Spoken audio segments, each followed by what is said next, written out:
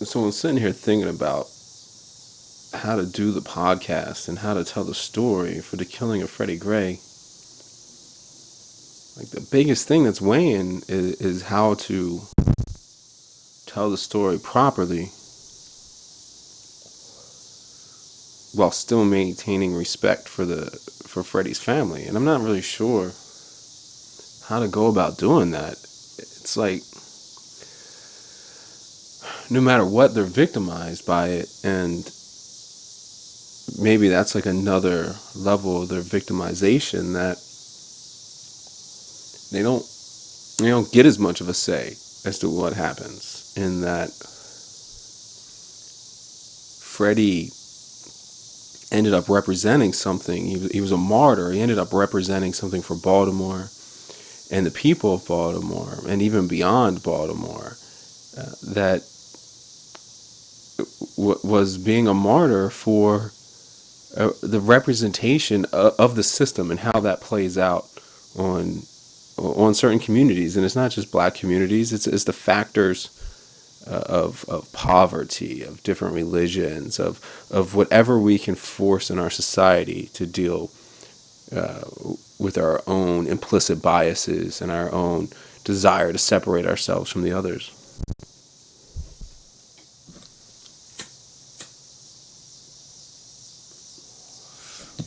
So I guess,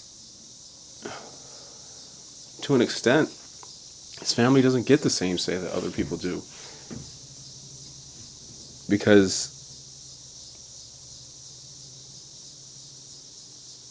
in a praising way, his life ended up meaning more than other people's lives meant.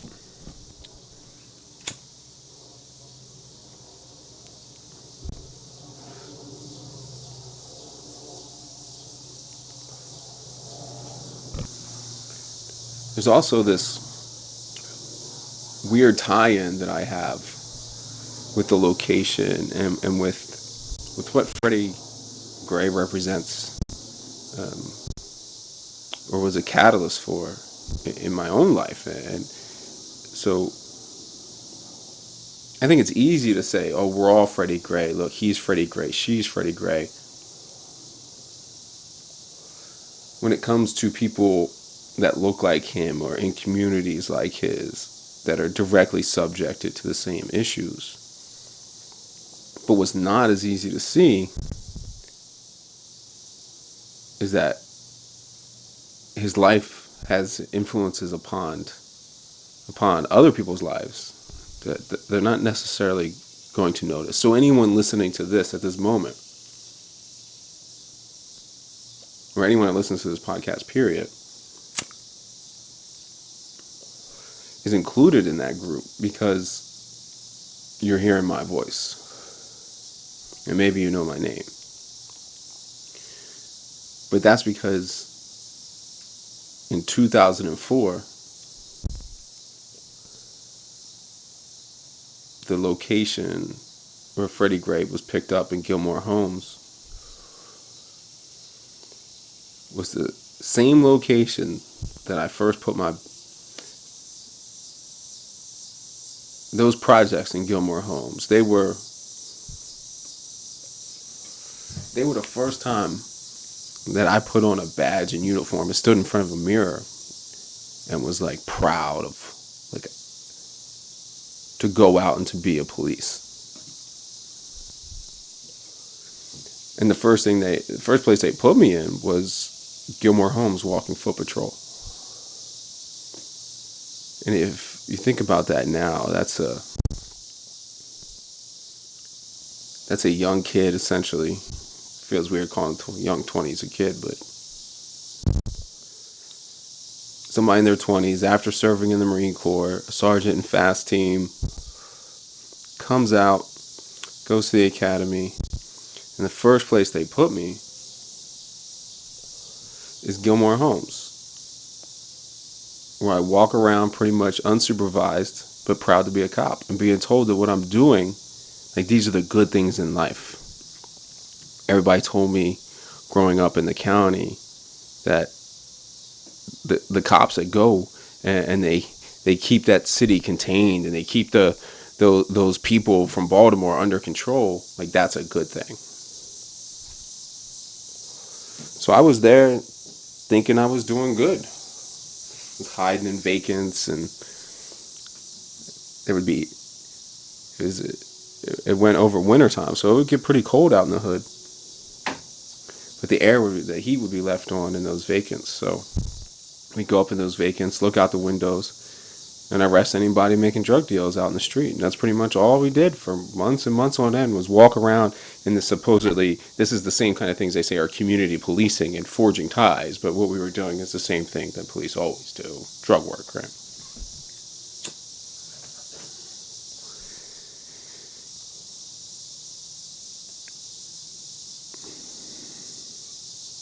But in that same neighborhood, even being a cop, you were a little bit of Freddie Gray.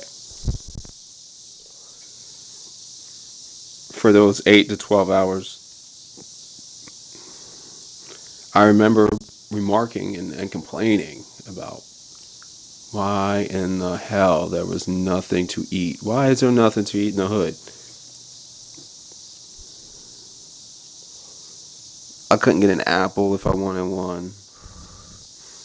There was no fresh Caesar salad that I could grab with a ice cold water. I would usually just starve the shift. Starve, dramatic word to say. I would usually just be hungry the entire shift and not eat because it wasn't because it wasn't worth walking a couple miles and possibly getting in trouble to even make it to a McDonald's, let alone something where I can get something good.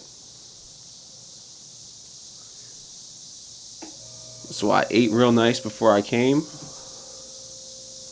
Did my best to stay hydrated with what I carried.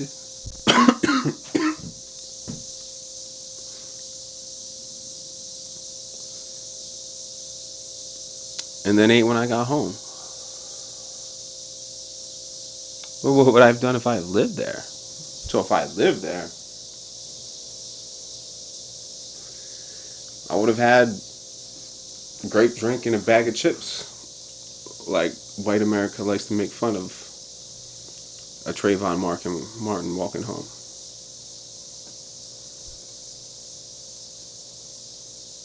And you think it's funny that a teenager walks to the store, all the way to the store for a bag of Skittles and a Coke.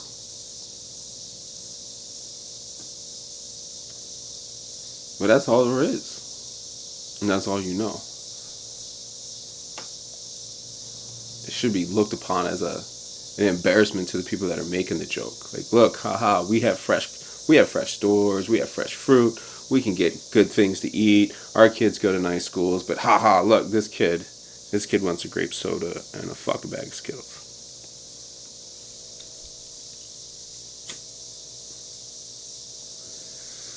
But I digress. So, this first place where I walked around locking people up in Gilmore Homes,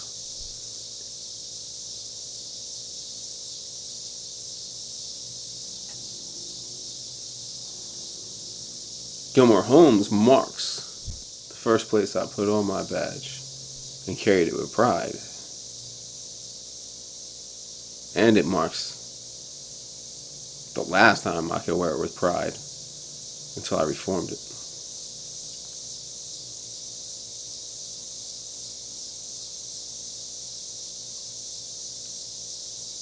Well, sitting at home,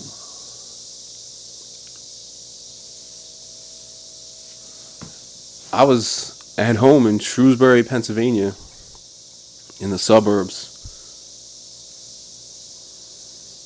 Not even in Maryland, but in Pennsylvania, where a lot of cops live. Housing markets, schools, all kinds of things play a factor in that. We can break down the nuance of that, but I was here.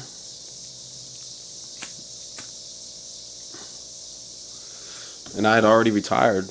I've been forced to retire medically because of just the way the rules are after needing another surgery on my shoulder. So I had been finishing up my master's degree,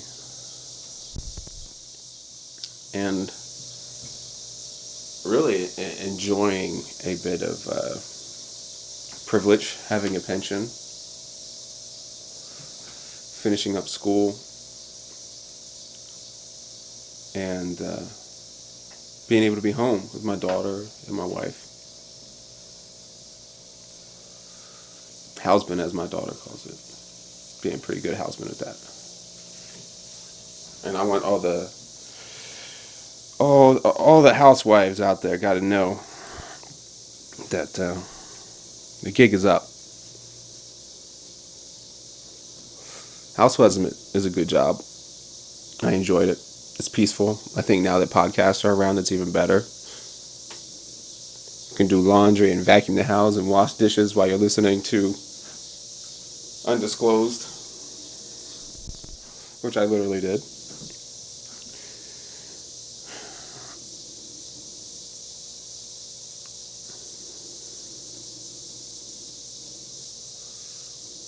But it was Freddie. It was the killing of Freddie Gray. In the media, hearing the responses, seeing what happened during the uprising, seeing the way police reacted to it, hearing the way social media was telling a different narrative of Baltimore. I mean, I was always on the other side of the badge, and I was always an occupier for the most part. Can't say always in the most part, always and for the most part in the same sentence and have it be logical. So, for the most part, I was an occupier when I was in Baltimore. But even I knew from that position that, like, what you see bad about Baltimore is this narrow window. I mean, the wire is accurate, yes. It tells a wonderful story. It captures a lot of the problems and a lot of the issues that lead to the situations like Freddie Gray being killed. But it's such a narrow window. It doesn't tell real Baltimore. So one thing I used to do from time to time is put on regular clothes and walk around my areas so people wouldn't know I was police. Well, I mean, I guess I kind of knew, or had a suspicion at least. But I would walk around and get a feel for what it was like when my big flashing lights and radio sounds and calls to trouble, when all of those variables weren't present, what did the neighborhood feel like? And I had known enough that Baltimore's a good place with good people struggling to survive like so many other people struggle to survive and to make it. I mean, I know the bleakness of the city, so I know what it's like when that kid walks across the street jaywalking a little slow and doesn't seem like he gives a fuck. The world doesn't give a fuck about him.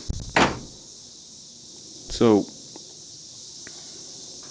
I don't know. Seems like we more need to ask ourselves, what would our life take us so that we walk across that street with that attitude of not giving a fuck?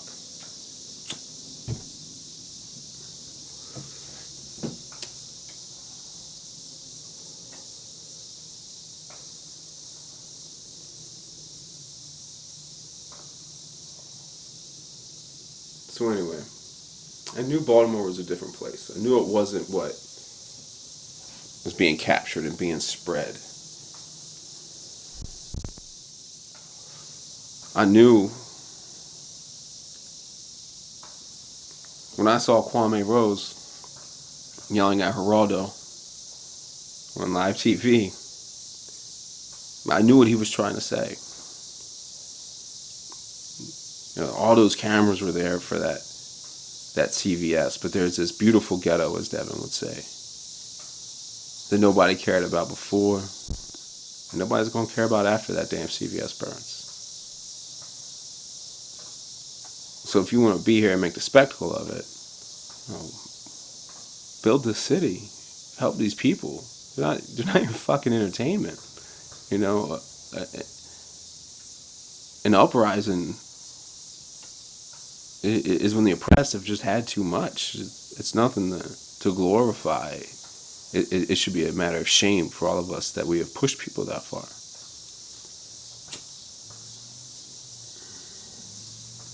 So I saw all this, and I saw the union I'm still a member of, talking about taking a man off the street, put him in a metal box, taking him out dead, and then when your job is to serve and protect, tell the world with a straight face that you did your job. That's ridiculous.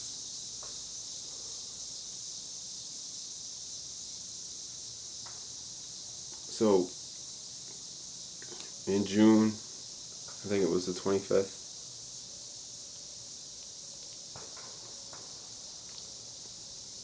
I was like, that's it. We're delusional. Like, we as in police are delusional about what's going on. Not just like what's going on in society. Like, yeah, they're completely tone deaf to what's going on in their communities, but delusional to the fact that they don't know these things because they're not at all really in that community.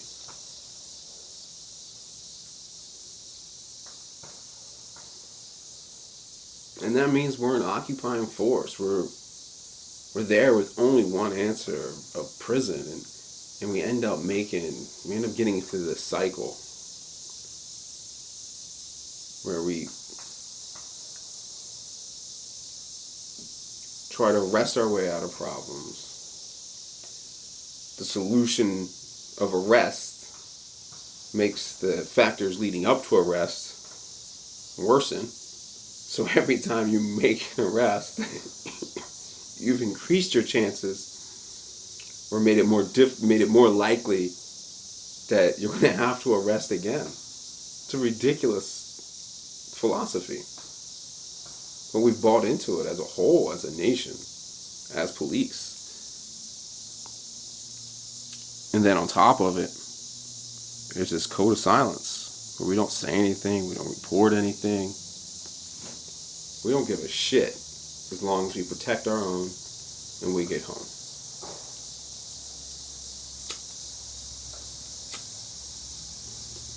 And that's not the way it was in the Marine Corps. Like, I felt, while I think now that teaching a 17-year-old to kill is a pretty gross thing. But I did feel pride being in the Marine Corps. And a lot of that pride stemmed from the fact that we were professionals. We were very good at our jobs. We were always looking to improve. Safety always was paramount. And so it was this different thing. It was this thing worthy of being proud. And when a Marine treats a civilian bad, like, every Marine looks at him like that's a failure of being a Marine.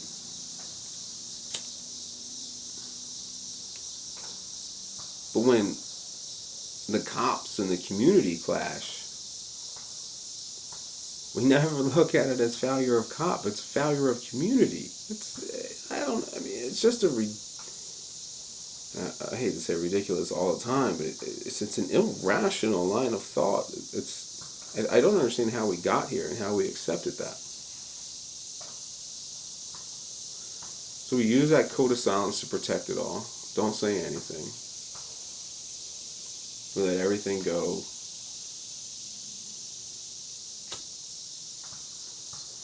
But I think that's because police, they do believe they are that good guy. They do believe that consequentially they're a benefit, and what they're doing will help the people, because that's what the culture continues to tell you. That's what society tells you.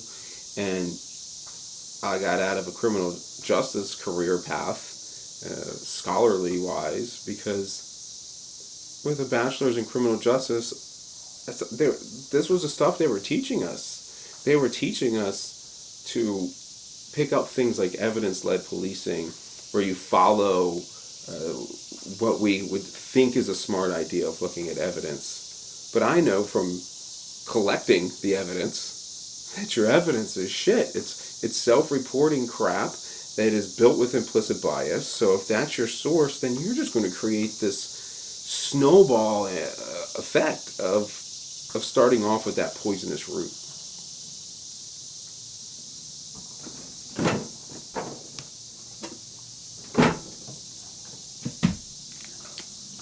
So now that we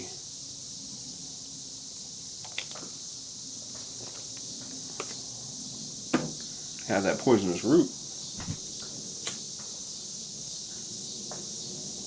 we can't do anything good. It doesn't matter whether they know the root is poisonous or not. It is. And so therefore, no matter how good they want to act, they still have that poison running through them.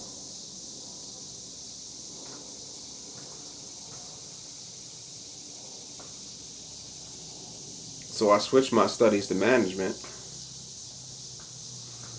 also remarking that in policing, they use cops to be managers and CEOs. not, not actual managers, and they don't train people to be actual managers. It's ridiculous. Here we get that ridiculous word again.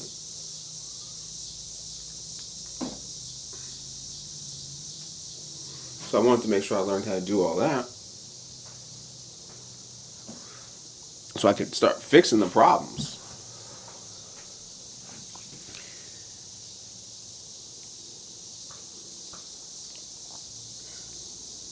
So all of that, all these things, this experience, my scholarly studies, and the Black Lives Matter movement, killing of Freddie Gray, all these things were coming together at once, and they really, it may feel like a perfect storm of problems, but to me it's like a perfect storm of solutions. It's like, yes, like this is the unifier. We have all these problems and they're stemming from this flawed ideology. And it's enough evidence coming from enough different angles that we can be confident to know that without question this doesn't work. If we have had dramatic crime reduction in this country, and I think that has been despite policing, not because of policing. It's all these other societal efforts, and police have actually been a hindrance to that because we have this flawed rooting that we serve the wrong model, and we can get into models later and the solutions that I think are in place for that. But with this knowledge all coming together at once, I knew I was supported with the evidence. I knew as a practitioner what it was. And maybe stepping back from the badge a little bit, I could see the perspectives and the abuse and victimization of oppressed, marginalized communities. I mean, I was part of that oppression.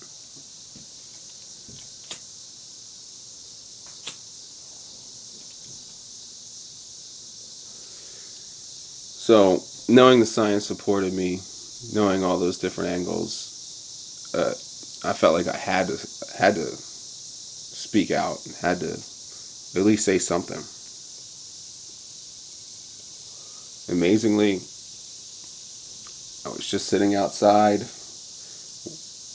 waiting to weed whack my lawn, and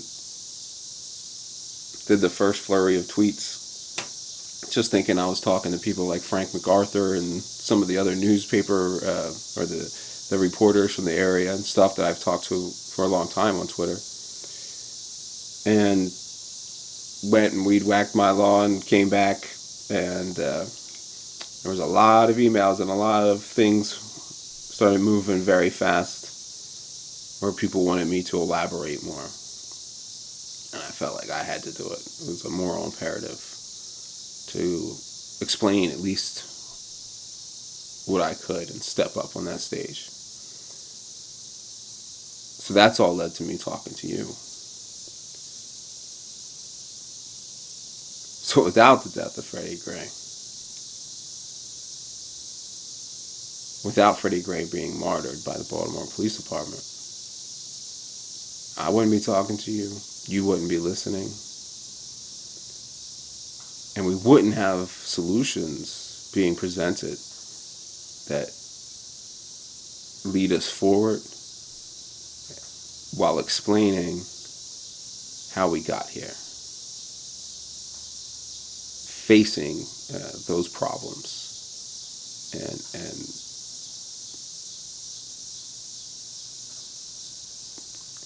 solidifying our unity in movements like Black Lives Matter.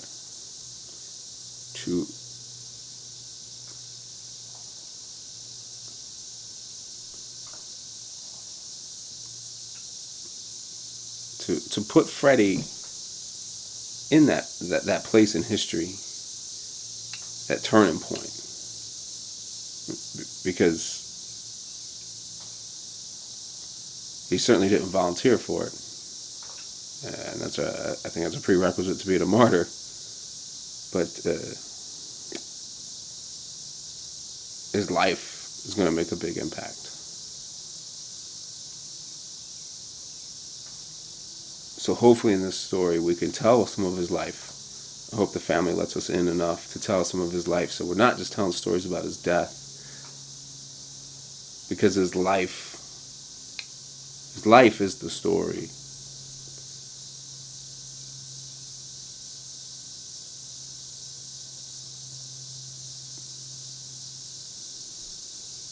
Because he encapsulates the endpoint of policy and practice and laws that have been designed to marginalize him and make people like him bear the burden of society more than anyone else.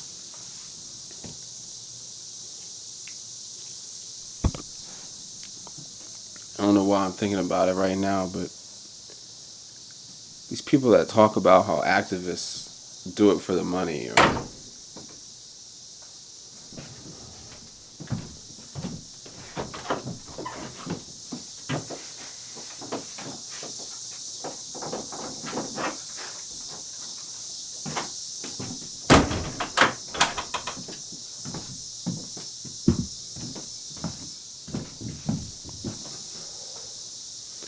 so I don't know why this is on my mind, but these people that act like activists do things for money, you see talking heads on TV, social media, whatnot.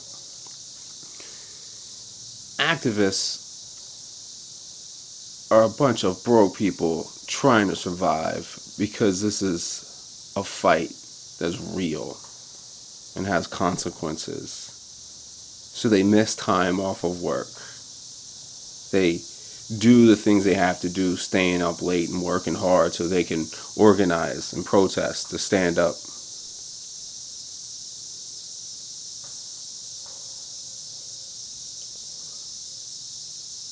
What it makes me think about, what we do is we criticize the black man for using violence as a tool,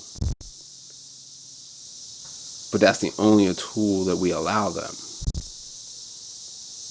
We sure don't allow education to be the tool.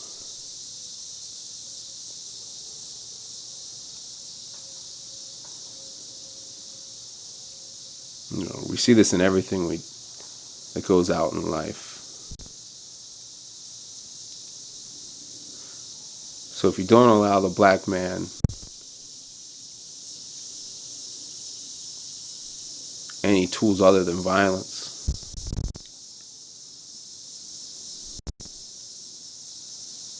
why in the hell are we surprised when they use the only tool we allow? So the solutions are like, it's so easy. It's if you drop your guard and you drop your biases, you just let everyone be able to use education as the tool. You let art and skills and investment in communities build individuals, just like you do in your own neighborhoods. Like, I don't understand how that wall is not being separated. And in this technological age, we could see everything. You got to get that when you're sitting there and you're criticizing communities that are below your community in resources and appearance and value, that you criticize those people instead of thinking what you would do or how it would be for you to be born into that and to have to try and get out of that situation. There's so many hurdles that we more privileged people kind of pat ourselves on the back because we want to talk about how hard we worked to jump a hurdle or two that stood in our way. But you got some kid like Freddie Gray who had so many hurdles and would have to work extra hard to jump over every one of those hurdles. But if just one slip happens, you're pretty much assured to end up dead from a van ride by the police, I don't know, man.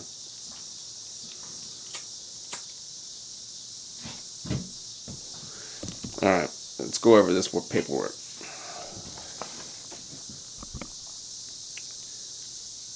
So God damn it, I have the flu. So sick.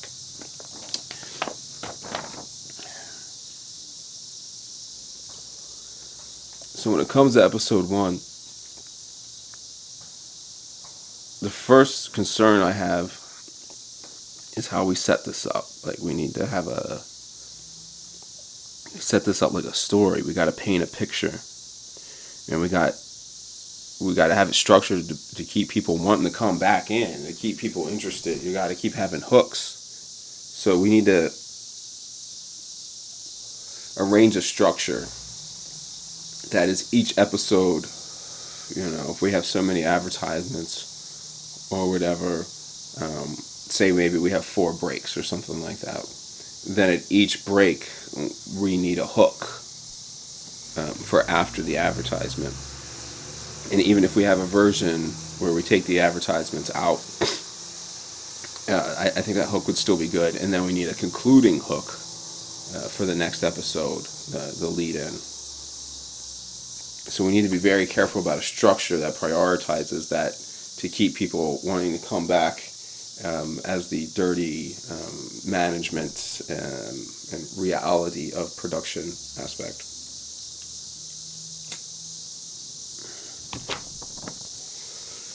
Maybe that hook is in talking about where Freddie was injured, because when I first saw the case, I don't know whether I saw video first or I heard about it first, but they said that Freddie was there was a foot chase in Gilmore Homes. Freddie ran from the police.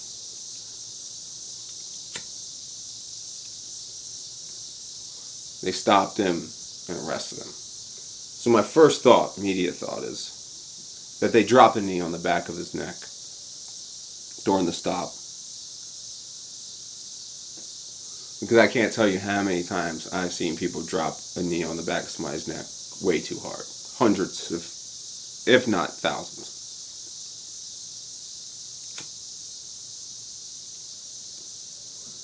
So,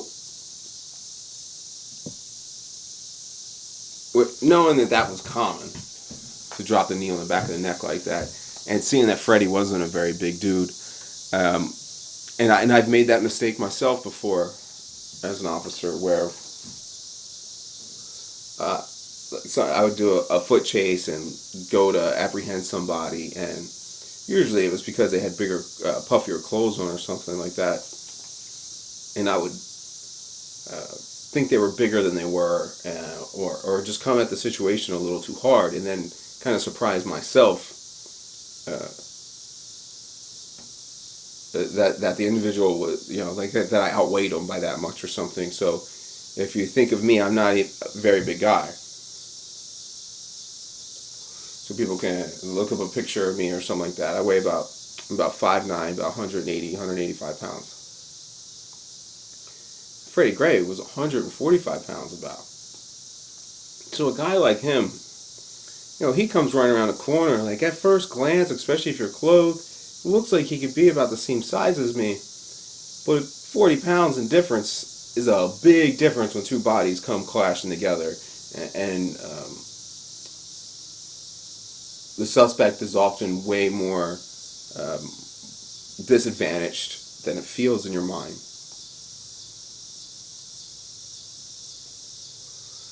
So cops can come down hard like that. And with that being common, I just assumed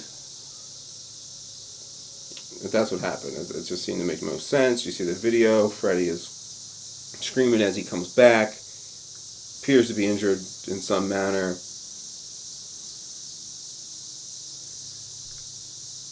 And then I hear the transportation story. That he was killed in the back of the van as a rough ride.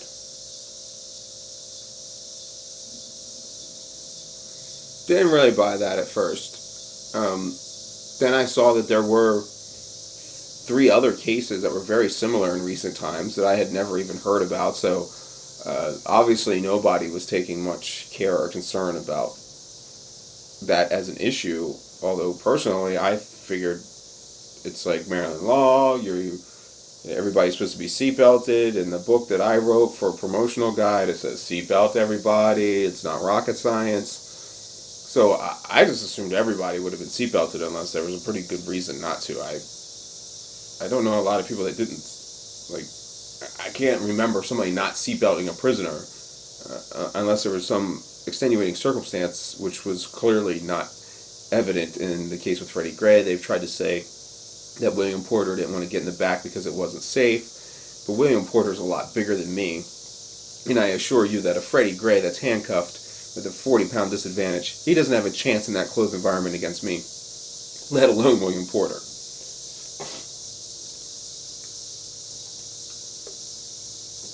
William Porter outweighs Freddie Gray by about 100 pounds, so I handcuffed Freddie Gray against a unrestrained William Porter is 0 match.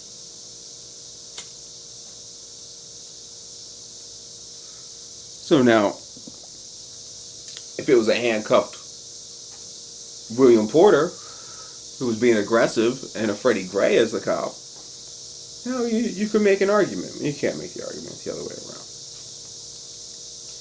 So I was believing that it was this, the medical examiner says it happens in the back of the van, it happened in the back of the van. How can we rely on that evidence in a myriad of other fashions, but then not rely on it in this case? That wouldn't make any sense. So we follow the evidence, that's what the medical examiner says, so be it. But then I know a lot of the cops were pissed off from back channels because they were like, look, you don't understand. Cesar Goodson and Alicia White are like great people. Like, there's no way that those two would have done something with malice to Freddie Gray. They're like, there's just zero chance of this. So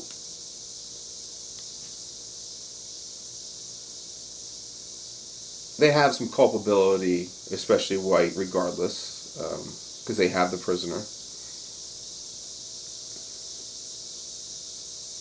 and she's a supervisor. But if they injured his neck during the stop and didn't say anything, then that deceit changes the ball game and takes some liability away from Porter, Alicia White, and Cesar Goodson, which has this unavoidable elephant in the room saying that so 3 white cops at the direction of the highest ranking officer involved chased down a black man for making eye contact, injured his neck,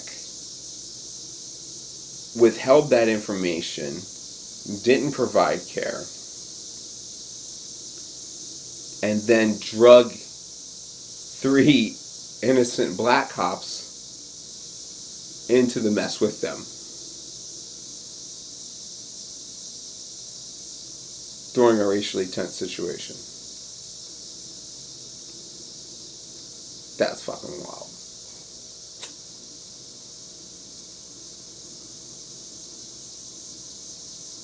But I'm just not buying. At this point.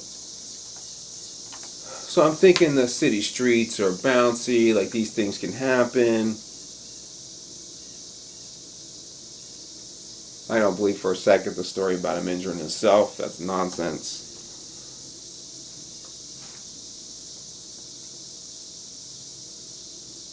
So I'm thinking it can happen, especially if somebody tries to avoid an accident or something like that. But then just tell the truth, it's probably just going to fall under an accident, really.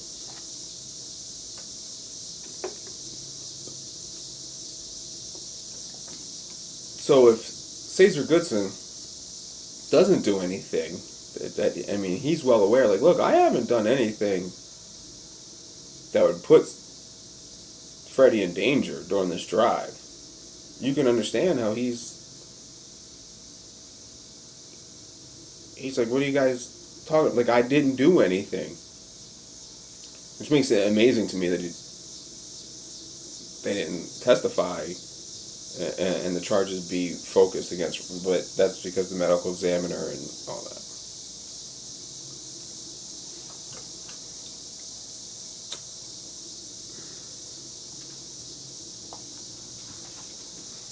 So,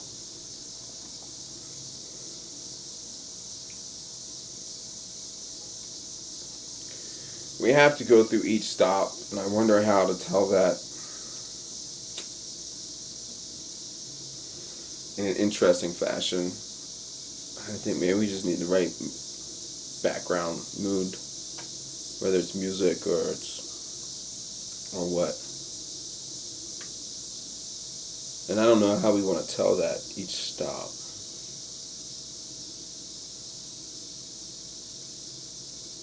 I'm wondering if D reads it or if, I don't know. But anyway.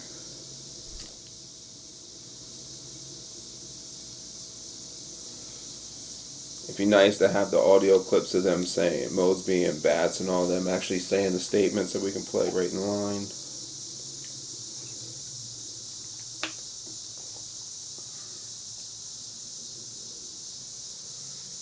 Yeah, that press conference. So, when they first begin to putting this blame on this rough ride theory, it feels like so many other cases that we keep hearing about where, whether it's society and I think policing just really encapsulates and magnifies the things in our society because of that power and the situations they're involved in. That tension and escalation brings out the flaws in the bigger picture. So I think we get these narratives the Adnan Syed case and Stephen Avery case, and really a myriad of wrongfully imprisoned people. They all involve these stories like this. Well, somebody sets a narrative like Bats does here, and then all the evidence that fits that narrative is taken in. Other leads aren't pursued. Things aren't questioned with suspicion as long as they fit the narrative, and then has this compounding effect, which gets you diverted from truth, and you can get extremely diverted from truth by this.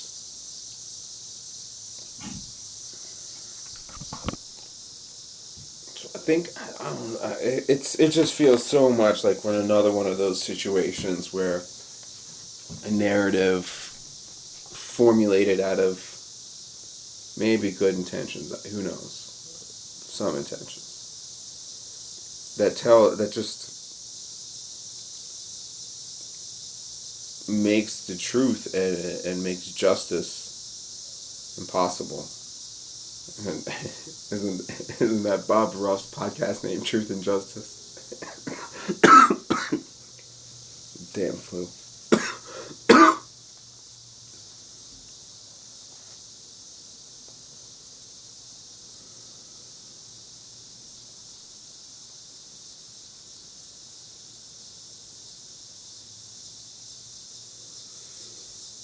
So I think that's about it for episode 1 off the top of my head.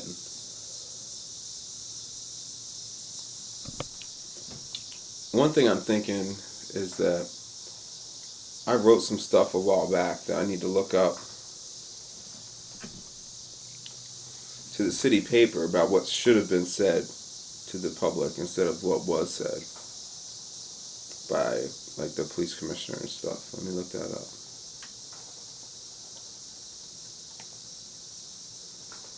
Which was basically that what it takes is if people just want some kind of accountability. So instead of trying to justify actions, it just, the mayor and the police commissioner just had to be like, obviously we messed up here. We're going to pursue this in a transparent manner, and we're going to find justice and have civilian oversight, or call in some other kind of resource to bring some kind of level of accountability and transparency, and been honest about it, and you wouldn't have had an uprising. People just want the damn truth.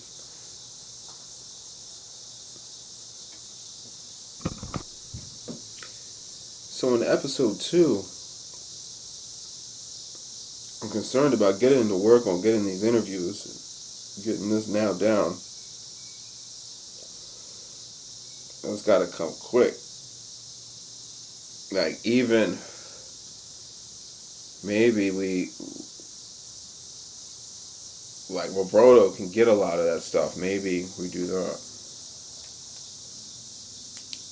Even with D being on board.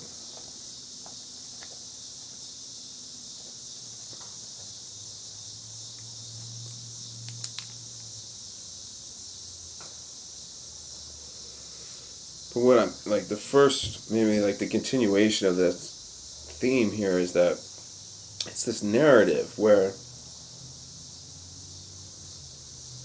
if these people's statements are probably going to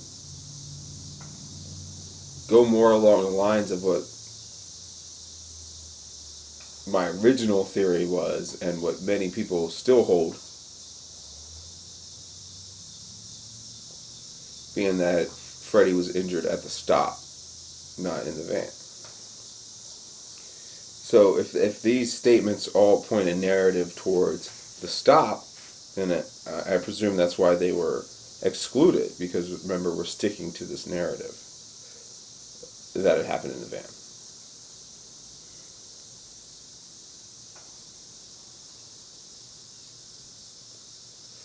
And maybe that's why we don't see a lot of these videos too, because it seems like all the videos also go against this narrative that it happened in the van. for instance, there's a video I saw where they were trying to say that because Goodson ran a stop sign, then that was evidence that he was carelessly driving. But if he's not stopping at a stop sign and he's coasting through it smoothly, then that would be less of a physical transfer of energy, of mass in the back of a van. So that doesn't make any sense. It would have been safer on the prisoner for Goodson to coast through the stop sign. So, I don't know. It really feels like we're just talking about this damn narrative, and we're probably going to keep talking about it over and over and over again. Just like in so many situations.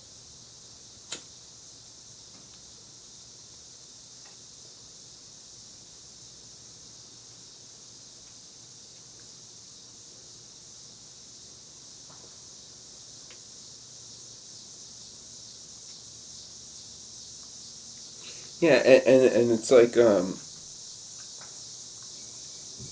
where they had that claim that was floating around that Freddie was doing something and injuring himself in the van. It's like that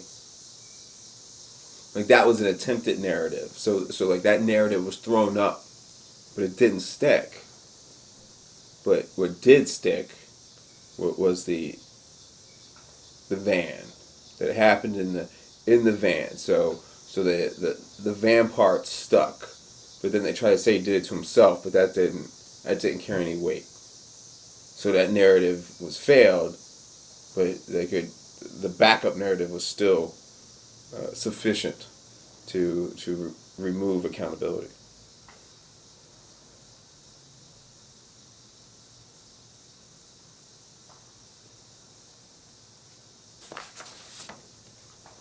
Because that is what it seems like, right? Like all these things that tell the story of the pre-van ride injury, none of these things are highlighted or really. I don't feel like I saw them anywhere in the actual trial.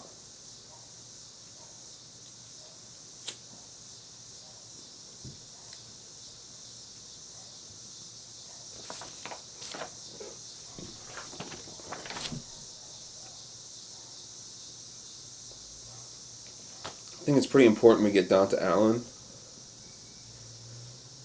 I don't know how that would work.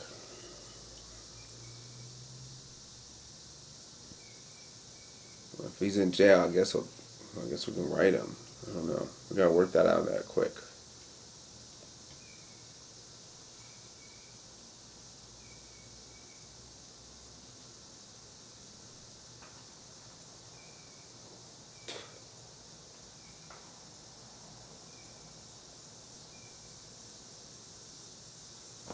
Yeah, so this paramedic, it says, felt like a crumbly bag of rocks. I never heard that.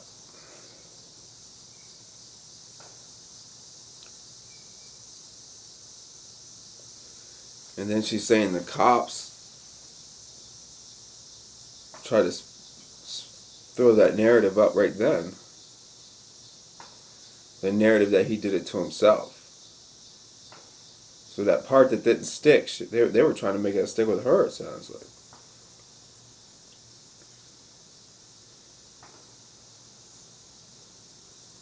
And they tried to make it stick in the media, and it didn't stick in the media either. So they had to drop that narrative, part of the narrative.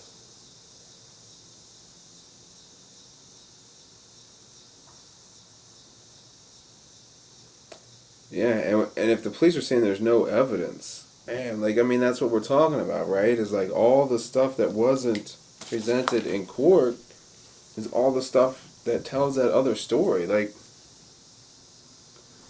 even policy and practice. So they're trying to tell this story that it was policy and practice to not seatbelt people. And that it was just like super common and just rampant.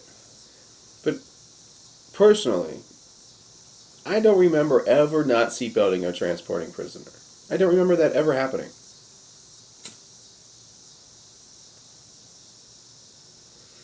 I remember a few cases of people trying to get somebody to the hospital quickly, or somebody that was being combative, where they kind of just threw them in the back and got them into booking or into the hospital as fast as possible. Yeah, I mean that's happened a few times, but like I'm saying, there was these obvious extenuating circumstances. It wasn't common. It wasn't routine.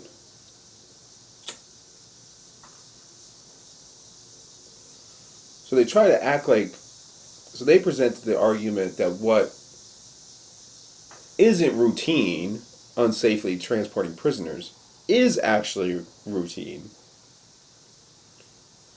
But what is routine is that the Baltimore Police Department directs officers to pursue black men in those neighborhoods, um, and when they stop them, they throw them on the ground and drop a knee into the back of their neck. That is routine. And that was presented as the unlikely anomaly. That doesn't make any sense.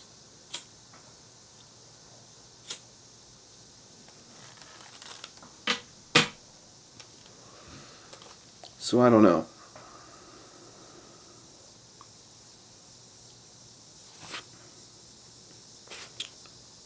I don't know shit. That's what I gotta say. And that's really.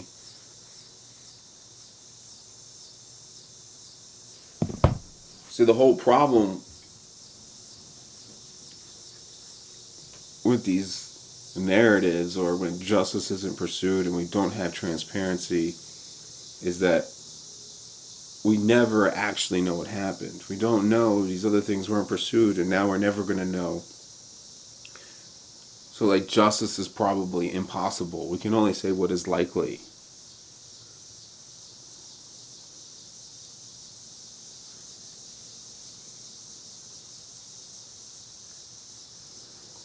And it's likely. I don't know. I think it's likely that the first three cops dropped the knee on the back of his neck, set the process going, didn't say anything about it, didn't care, callous disregard, and then just didn't care enough and drug drug the other three down with them. And because there's a unifying system and institution of not caring about people that cops view as thems, which Freddie Gray typifies. There's no empathy for them. So it's like maybe it's an analogy, or maybe it's an example of how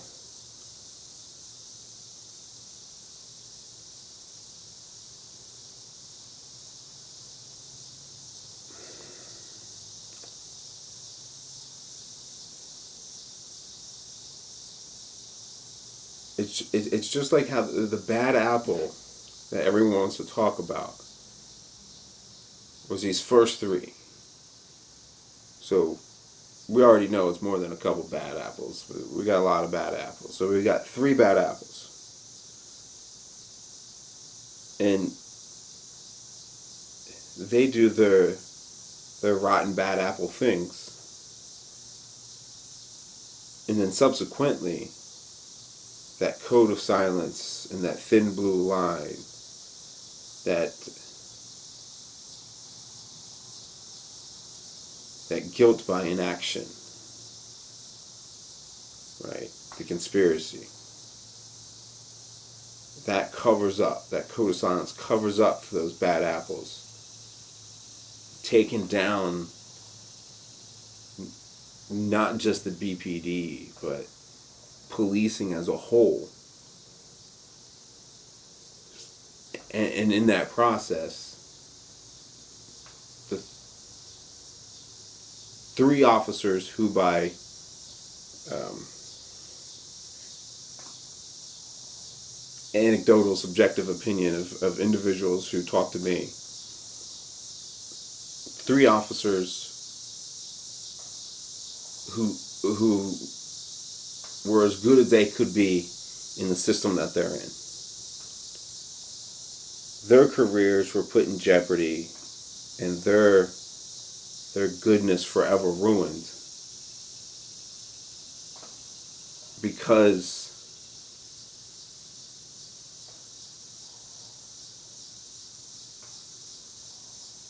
of that rallying against the community when even one officer is held accountable.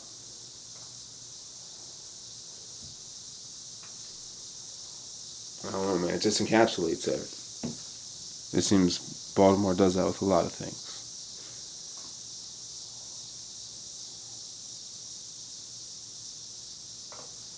You know, society has had all these pressures that puts Freddie Gray into this situation that these bad apples are chasing him down.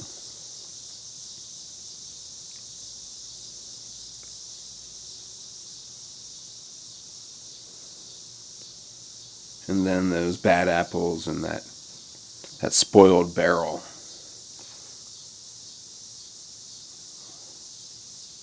typify the argument and bring it all together.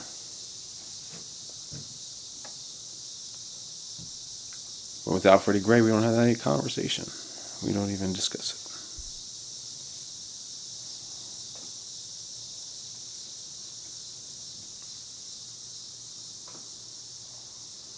But I don't know.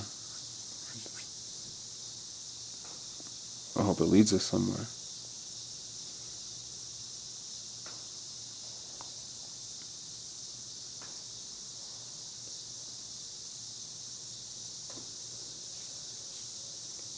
I don't know. I hope we don't all hang ourselves out there to dry in a fight that other people don't really care that much about. Because it's still a minority, you know. And if it doesn't touch the lives of others, like America just, like that's part of us. It's just us, it's us versus them. So that means as long as we're not being affected,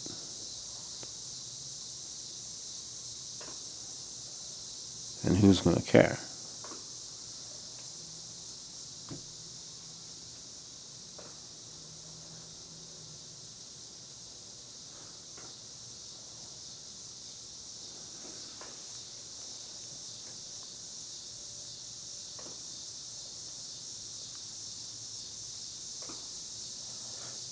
I don't know.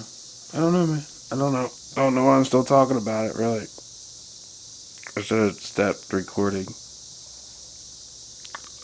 It's just frustrating.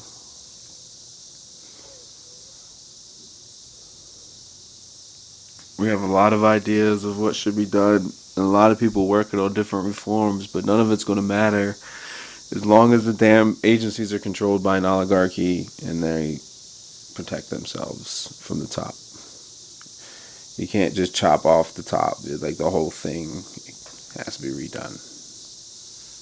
The good cops can't stay good cops in that barrel. So if we don't swap out the barrel,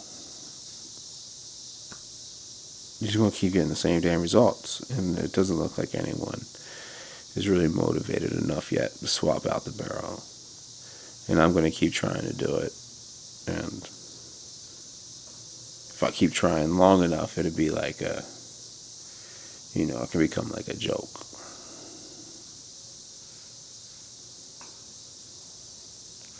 And then no one actually takes it seriously.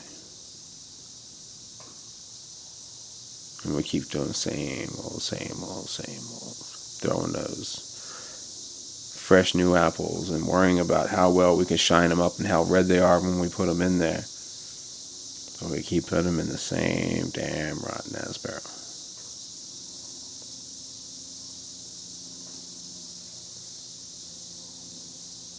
So we keep telling these stories. Keep telling. Keep help building platforms so these voices get out there. That's really what I do.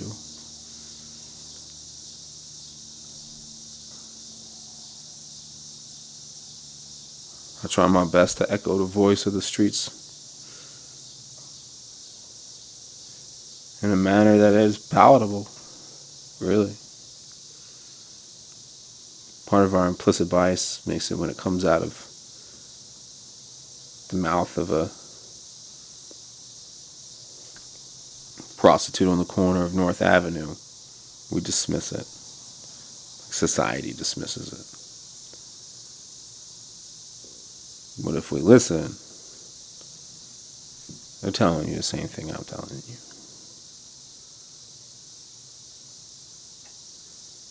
I just take away some of those implicit biases you have. So hopefully I get through a little bit more. Then maybe you get through a little bit more somebody else. Until we have the courage to build a new barrel. I don't know. Peace out.